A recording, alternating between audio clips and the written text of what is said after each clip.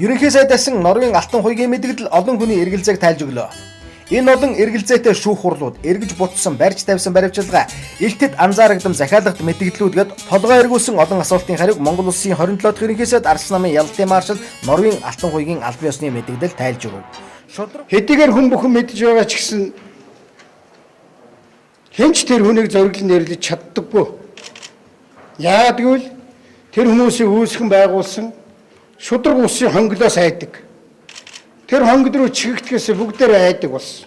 Шудраг бусын хонглыг байгуулсан талаар түүний мэдгдсэн явдал нь өнгөрсөн жилүүд болсон дуйлаан тэргүүд төрийн эндрээс ерөнхийлөгч Элбэг Доржийн буруутхан зарлаж байсан бүгд тэргүүд энэхүү хонглоор явуулсан байж болохыг илчлэв.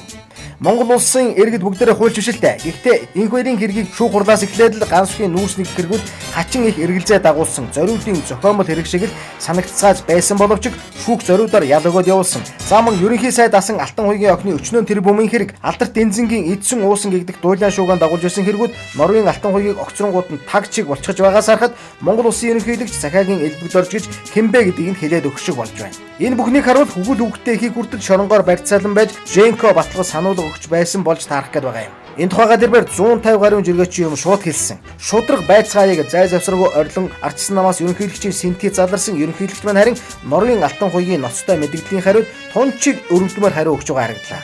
Хуулийн засаглалын төлөө хамтдаа тэмцэе гэж тэр доороос түнхнээсээ чүү чамаа луурлаадаа чаавас. Ухан бодвос хуулийн засаглалаар түрээвэрэн шудраг усын хонглоор хамтдаа явъя л да хэмээн санал тавих мэт.